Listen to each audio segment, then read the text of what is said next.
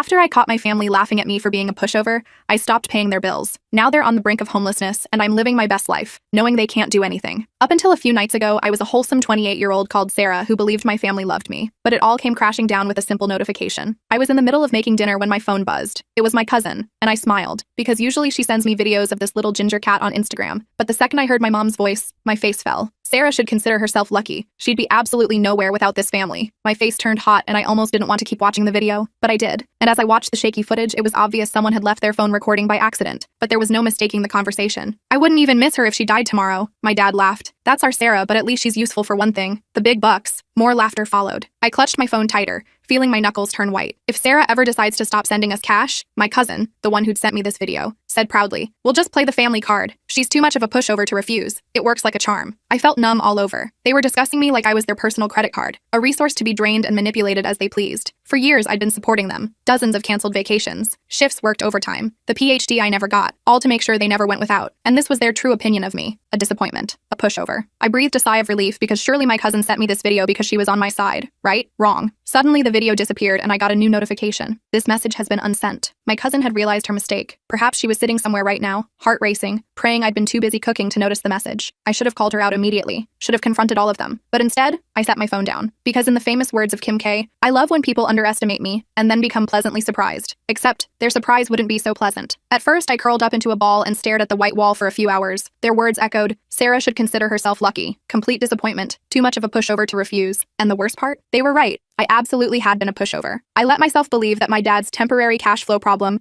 somehow lasted 5 years and resulted in me paying his mortgage for all 5 of those years. My brother's college expenses, which he abandoned after 2 semesters, leaving me with the debt. My mom's constant emergencies that mysteriously aligned with my paydays. The family vacations I funded but couldn't attend because I was working extra shifts to cover their expenses. I'd always done it without question because that's what family does, right? But that single video destroyed every illusion I'd carefully constructed to make myself feel better about being used. And now I had the upper hand because they thought they'd gotten away with it. And their next payment was due in a few days. But this time, things would be different. The following morning, everything felt off. The sunlight filtering through my blinds was the same. My coffee tasted normal, but I felt like I was watching my life from a distance. It was as if I'd been living in a hazy dream and had suddenly woken up to reality. My phone buzzed with a text from my mom. "Morning, honey. Just checking in. Hope you're well." I stared at her message. Too normal. She never texted just to check in. Had I really never noticed this pattern before? Sure enough, minutes later. "Oh, by the way, rent's due soon. Can you transfer it by Thursday? Love you, BTW." There it was, the familiar pattern, but I wasn't playing along anymore. The "love you" at the end felt especially hollow now, just another manipulation tactic. Muscle memory kicked in, and I started to type my usual, "of course," or "no problem" response, maybe even apologize for taking too long. But instead, I deleted everything and simply replied, "I can't this month." I set my phone down and waited.